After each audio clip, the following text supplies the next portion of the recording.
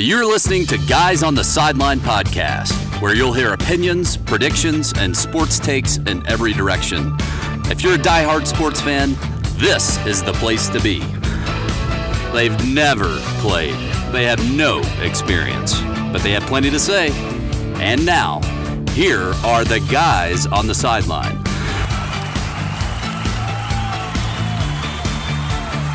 Hey, everybody. Welcome on in to Guys on the Sideline, the podcast. This is episode 21, and ladies and gentlemen, it's NBA Finals time.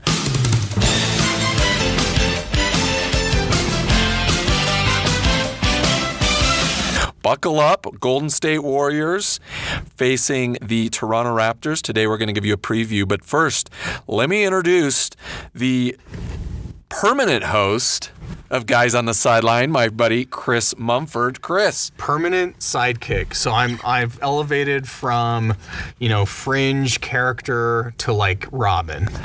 Well, I was going to introduce myself as occasional fill-in host, Jefferson. Who did Matt even call me? I don't know. It was great. I think it had the third on Preston Burton the fourth, the third. Matt, I'm waiting for some kind of, official title like that, like noble title. So every email I get from Matt, he has a different name for me. So that's where that came from. But anyway, welcome Shout on out in. to Matt. Shout out, Matt. What's going on?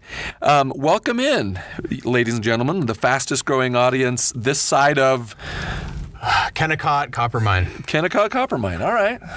Yeah, you're right in the shadow of it there. Did you know we might be sponsoring? We haven't, anyway, his business partner's here, Chris. We're having an open business, on air, we're going to have a business meeting. We're going to have a little business meeting. No, and I'm trying to remember, we might be sponsoring some Little League football league out in Harriman. I can't remember this, but anyway. I'm all for it, man. As long as they're, my only request is that they become the Harriman Raiders and they wear the silver and black. Maybe so. We're going to get Derek to do some creative work for us. We're going to hang a banner out there, Guys on the Sideline. That'd be pretty cool. Cool. So anyway, let's jump in. It's NBA Finals, as I mentioned, and as our audience knows, because this obviously is a very, very in-the-know audience. Well, first things first, Jeff. Your excitement level for this Finals, scale of 1 to 10. Be honest. 6. Yeah. I would say. I'll bet that's like right on average for most people. I mean, the Kawhi factor makes it a little interesting. Yeah. Because I think Kawhi, people keep saying, oh, he's vaulted into the top 5 players in the league. To me, it's like Kawhi and I guess Durant, to me, is kind of right now. I mean, these things are all very conditional. Better question for you, though, Chris. Who's going to be more entertaining to watch, Drake or Kawhi? Hey, and I think that Drake adds a hilarious element to the whole thing, right? Just because no matter what he does, Drake can't make Toronto cool. I mean, they're the Raptors. It's, to me, you'd think that's a cool name. I just don't. Have you been to Toronto? No, I've heard it's a great city. That's what I was going to say. It's a pretty, I haven't either, but it's a pretty cool city. It's like a legit city. Yeah. Another wildly successful current actor from there, Keanu Reeves, is from Toronto. So, like, you've got. Oh, don't make me pull out our Keanu Reeves highlight reel here. I don't know if I have enough time to dump those in here. Whoa. That was pretty good. I know Kung Fu. Yeah, so anyway, I love me some Keanu Reeves. So, I mean, if he were on the sidelines, let's just say, I mean, you had John Wick down there with Drake, that'd be, now you're talking. Now you can go toe-to-toe with Jack and Leo and anyway. Some of those guys. Not quite.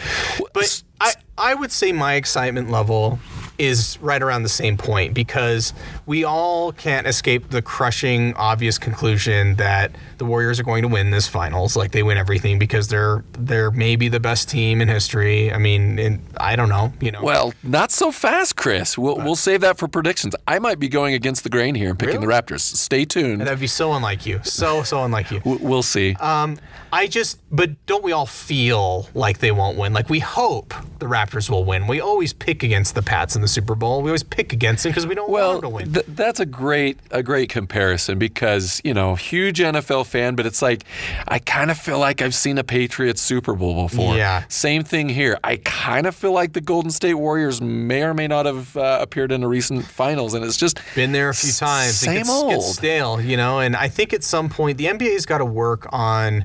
And look, in the case of Golden State, the point has been well made and well established that no amount of rigging by the NBA, no amount of rules, nothing could have prevented this because so much of their talent was homegrown, right?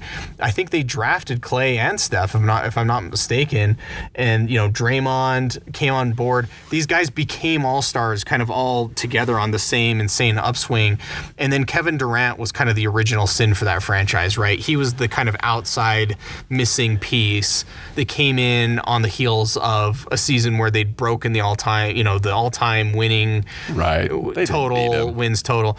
Anyway, so my excitement level is just so-so. Now, the next question for you, Jeff, is are the Warriors better or worse without Kevin Durant? Man, that's a tough question.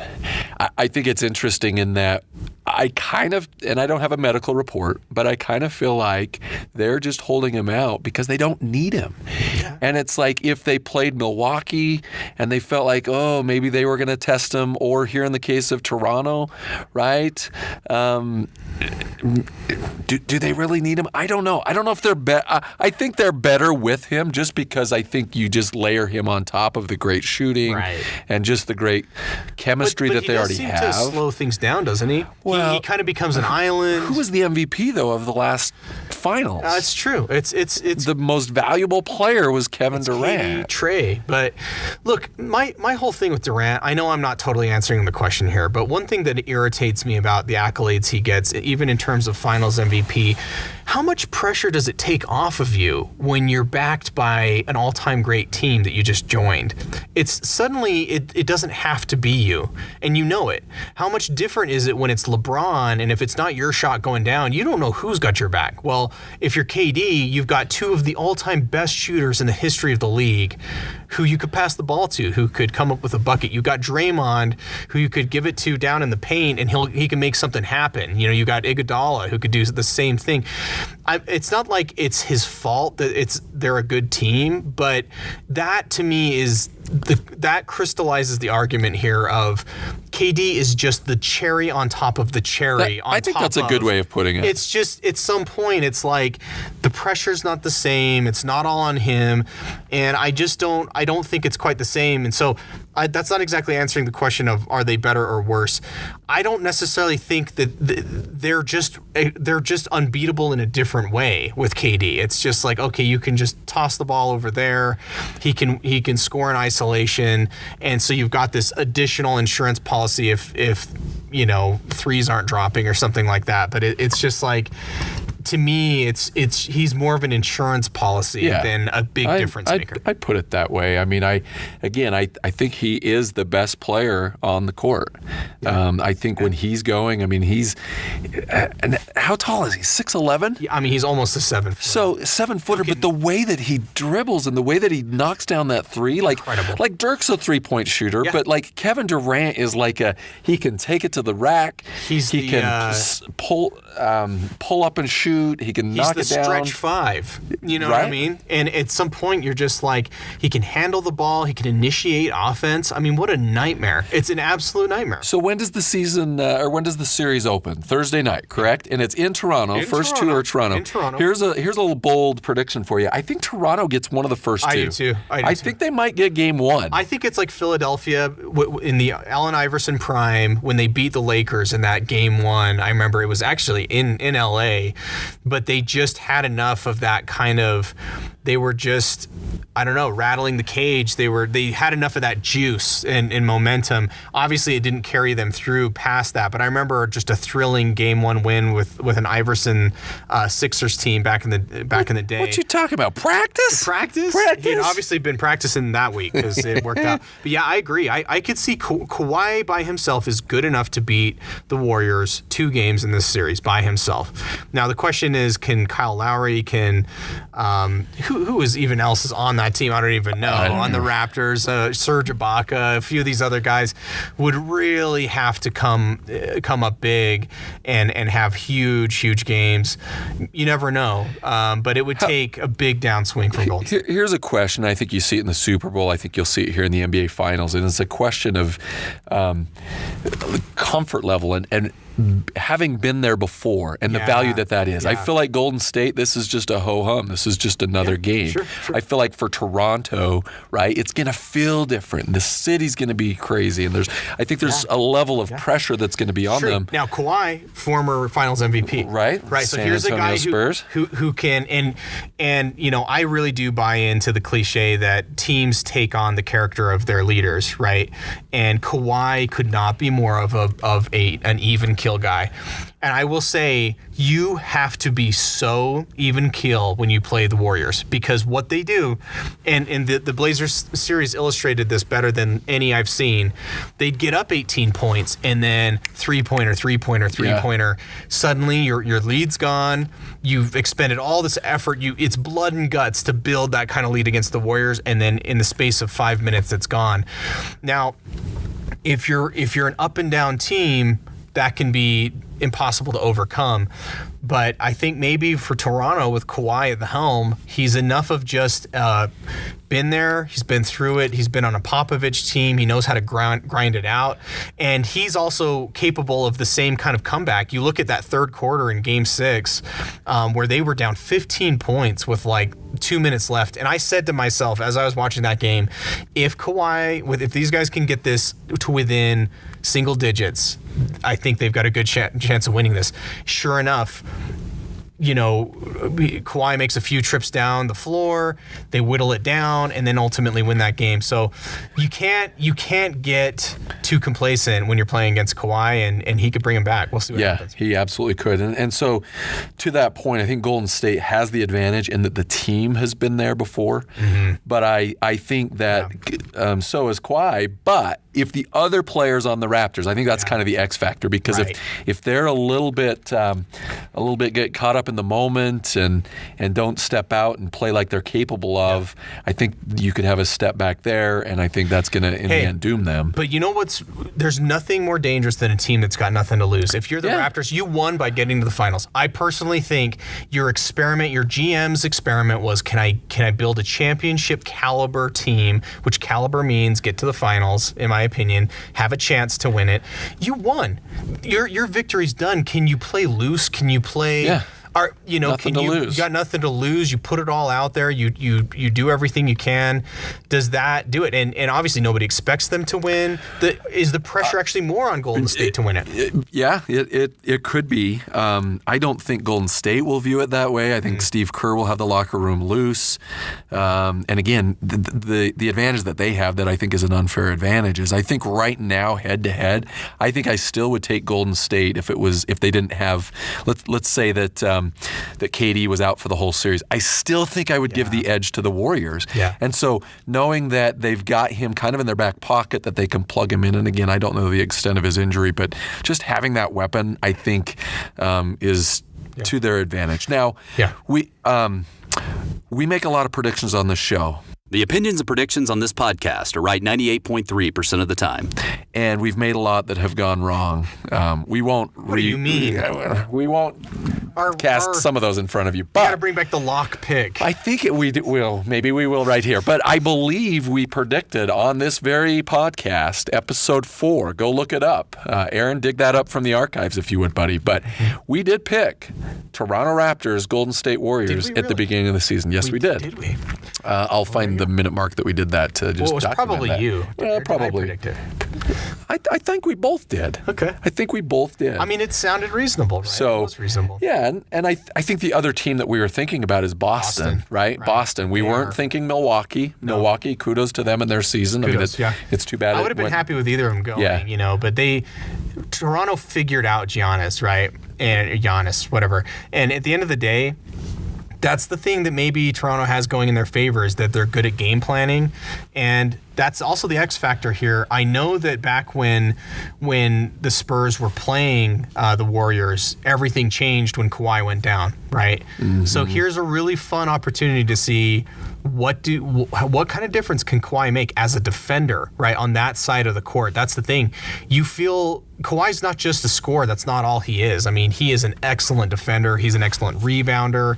How many times in that game 6, he shot a free throw, missed his free throw off the front of the rim and got his own rebound, came down with a huge, gritty plays that you have to beat Golden State. It'll be interesting to see how many of those he can come up with. And if he could really disrupt Golden State without KD, can he disrupt KD if they match him up with him, as a defender? I don't know. It could be an interesting thing. And KD, even if he comes back, is he going to be 100%? I don't necessarily think so.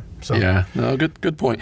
So this comes to us from, I referenced him on our previous last episode, as LH. We're going to call him Sideline Landon, and I'm excited because he's our Vegas guy that's going to come in the booth. He's going to give us some pointers and kind of break down some things.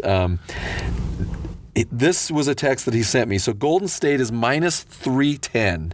Toronto is plus 260. So let me explain this to you from Sideline Landon. So if you put down $31,000 on the Warriors, you're going to make $10,000 if they win. So he kind of feels like this is a lock. Like these are crazy odds. Now, 31K. Let's be honest. That's some nice coin you're putting on there. But man, this is a pretty safe bet. You would think. So. So that gets us into our predictions. Should we pull out the lock? Maybe more so than the team, but let's pick how many games we think this is going to go. Do you want to do the honors first, Chris? Yeah, so I'm going to go with Golden State. I really want to pick Toronto because this feels fun to do that.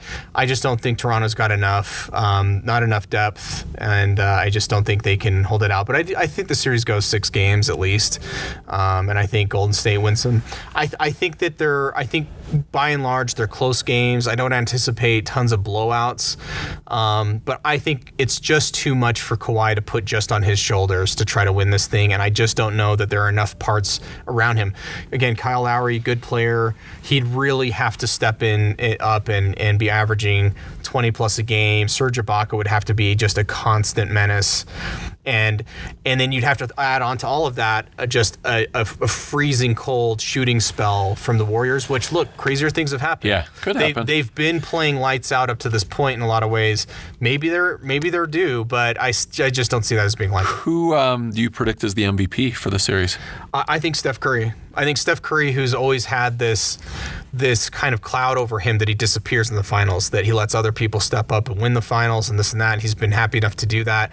I think he takes that chip on his shoulder. I think he comes to the table and, he's been playing lights out ever since KD went down. I think he ends up as your finals MVP. Okay, so I teased this earlier and I sadly can't go with this pick. Although we always reference, you should pick one and I should pick the other one. So at least we've So even you covered. Can't hang in there with the Raps. I hope for the Raps, but I think the Warriors are too good. And again, I think they could beat them. I think they'd win in 6 or 7 without KD. Yeah. I think if KD plays in the series, I'm thinking Warriors in 5. Wow. And my MVP, I was going to go Looney. No, that would go against the grain. I think I'm going to go Klay Thompson. Ooh. That's kind of crazy. What a funny statement that would be. It doesn't make any of the NBA all NBA teams, which is an unbelievable just injustice. I mean, I don't know how else to describe it, but anyway. So I think I'm going Warriors. I think I'm going 5. Okay. And Klay Thompson. So, again, I think solid pick. Toronto will win the first. Well, they'll split. They'll win one of the first 2, and then I think Golden State just separates a little bit. Another dark horse candidate for Finals MVP, Draymond. You think? I could see Draymond doing it. I could see Draymond this working out well for him. He really came up huge in that last series against Portland. He willed them to a couple of those victories. He was that tenacious presence, and so I think it could even be everyone's favorite player in the NBA, Draymond. I could totally see. Didn't Iguodala win it one year? He did win it one year. That's what I'm saying about the Warriors. Is I just feel like, is there anybody on the Raptors outside of Leonard that could win the MVP? No, I don't see it. I just don't see it. And so you've got Klay Thompson. It would not shock you if he won the MVP. Draymond, as much as we rag on him here, it wouldn't shock you. No. Steph is probably, you predicted, is probably the one that makes the most sense. KD could come in and be MVP. So you've got 4 or 5.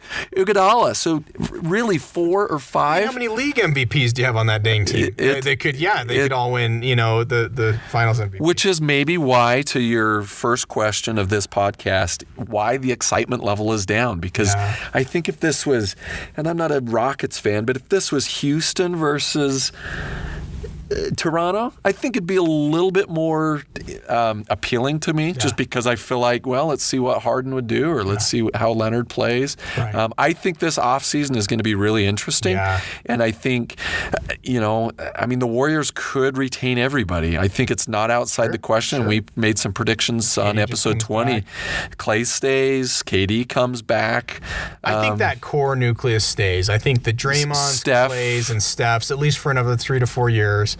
They're gonna be I agree with you. I think KD's out. Yep. I mean, everything I keep hearing, and I think he's very sensitive to this stuff. I think that this finals is, look, let's face it, it's made him look bad.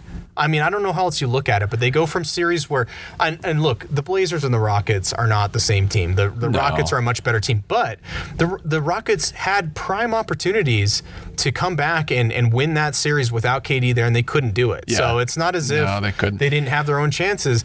But at the end of the day, they just skipped right through the Blazers, took care of them in 4, swept them. I just think it makes KD look like, you're riding their coattails. There's no doubt about it. Yeah, but here's the thing with KD. So if KD stays in Oklahoma, playing with Russell Westbrook, who we reference as a bit of a head case, do you think I think they maybe make the finals one of these last 3 or 4 years, but do you think they win the finals? Maybe, maybe not. Maybe. I think that they were right there. Look at how much talent they had on that team. When you had James Harden as a 6th man, for sure. For heaven's sake, that's crazy. My point in bringing this up is you've got great NBA players such as Charles Barkley, Karl Malone, Reggie Miller, Patrick Ewing. I'm sure I'm missing a couple. Right, that never got it done, 90s, that never won, but were phenomenal players, and I still feel bad for Barkley. I mean, Shaq always razzes him on TNT because Gary he's like, Payton, Sean Kemp. There's a lot of these guys. So I think what KD has done is he's won his championship, and that, to your point, I think he bails, and I agree. I think he goes New York. I think he goes out east, and he goes and he does it. Maybe he be so good pairs up with somebody. It'd be so good for the league. It totally would. Add more story. I'd love KD in New York. Are you kidding me? With that fan base, with the Boston rivalry, with Philadelphia good, you've got those core big-time East Coast cities that would just be huge into basketball. That would be great. Great for the league. New York in the playoffs, New York, Boston, and Philly in the playoffs every year would be awesome. Plus, again, what this does for his legacy. So he won it. He's the MVP. He's arguably one of the best players in the game. And then he goes to a struggling franchise like the Knicks. And so if he's on the Knicks are in the playoffs. The Knicks win a series next year. Him alone. He and Kyrie. Then you get the storyline of Kyrie going to New York or something away from Boston. You have all that bad blood. It'd be great, man. Yeah. It would be. And how the team gels, too, because New York, right? I mean, the New York Post, I mean, they'd be on the back page every single day, the drama, and it would be entertaining to watch. It would be fun. And look, we know from the Cleveland series that this Warriors team without KD is, I know I just got done saying that he's riding their coattails and everything else, but let's face it, they did lose to Cleveland, with LeBron, so they're beatable, and we know that they're beatable. Yes, they're unbeatable without KD, so maybe I'm kind of going back on myself here, but anyway, I think at the end of the day, it would be a great thing. So Toronto could get it done. They could get it done. Everybody has to be firing on all cylinders, and Golden State has to go cold, but it's possible. It's possible. It's not likely. The best teams can go through inexplicable cold spells. They can go through times where then things start to kind of come unglued, things start to leak to the press, even within just a series. It can happen. Yeah, it can happen. It can happen. So But Chris, I kind of fear that this was one of the poorer episodes of the podcast that we did because we didn't say anything like crazy or outlandish, right? We picked the Warriors. Well, I picked Clay. You picked Steph. 5 minutes for a wild speculation as to who the Jazz will add in free agency. All right, Wild let's go. speculation. Who you going? You want to start?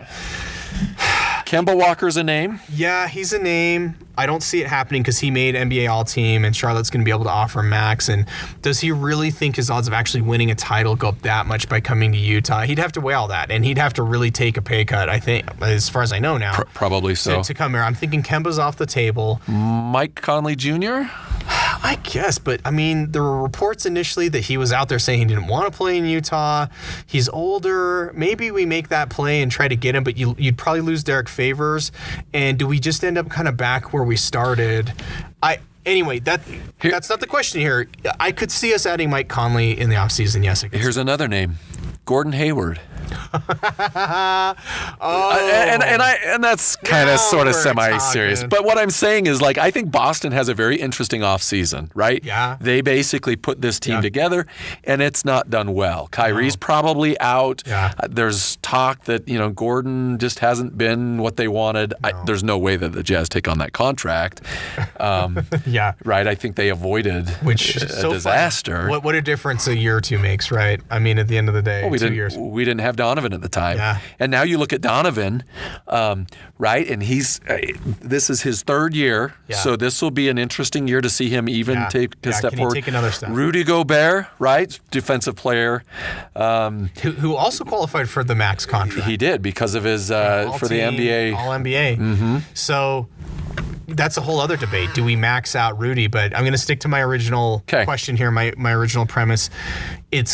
Sorry, Utah fans. It's going to be some name that's not sexy. I mean, I hear people talking DeLon Wright, which, I mean, I'm a Utah Utes fan, but I mean, he wouldn't exactly blow anyone's socks off. He might make us a little bit better, and he's probably a better scorer than Ricky Rubio.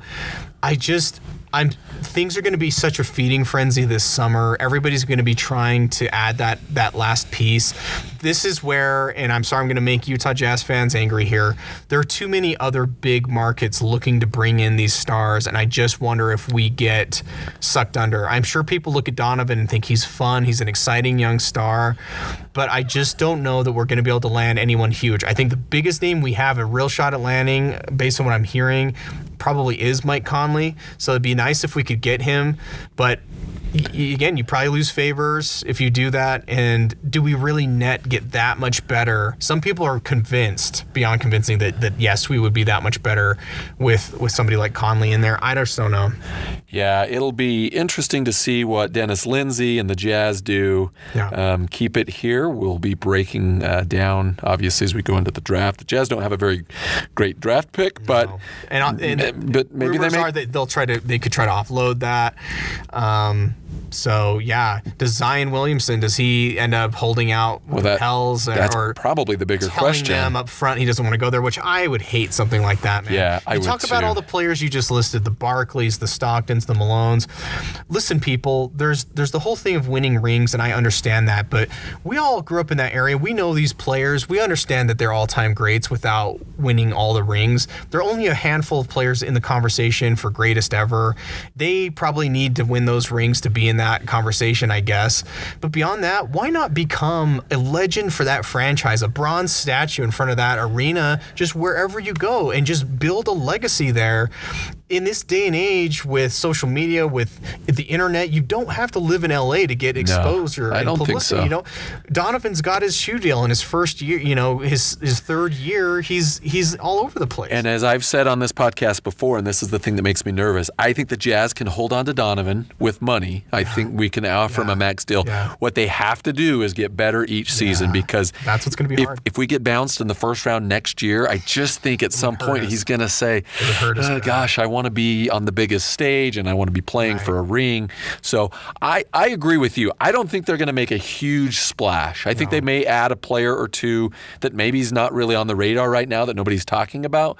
But the Jazz, they're not far off, right? And that's the hard thing is the Jazz I think are peaking at the right time. I think if Golden State takes a step back, if KD goes, let's say Clay goes somewhere. Yeah. Houston's probably past the window. Denver's a team you got to keep an eye on. Portland's another one. Right. They're kind of timing it right as well, as far as making a run once the Golden State reign is over. But the Jazz to make another title run, I think have to pay the luxury tax. They've got to go over their. They've got to be willing to pay out of pocket. They've got to kind of extend past where they have in the past. I agree with you. They've got to take a kind of financial hit for a couple years, get a big time star, big time name.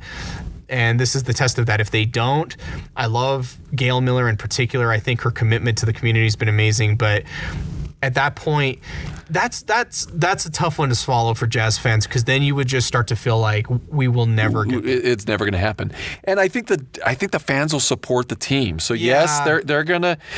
What I'm saying is, they spend the money and people are going to show up. They're going to buy tickets, right? I mean, season tickets are at an all-time high. I think there's a buzz behind the Jazz. So I do hope that Jazz management does that, and that the fans support the team. Right. And again, so hopefully there's not. Yes, they're paying the tax, but hopefully it can be an okay situation. And I mean, gosh, win a couple of playoff series, get to the Western Conference final even.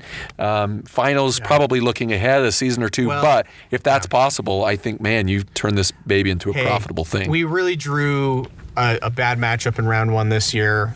Next year, I don't anticipate that same kind of bad luck happening again. If you can ship out KD to the East Coast, but then maybe you get Kawhi coming to the Clippers or something like that, then they become a whole lot better if they do that. No, that's a good point. Can LeBron bring in a few pieces to LA?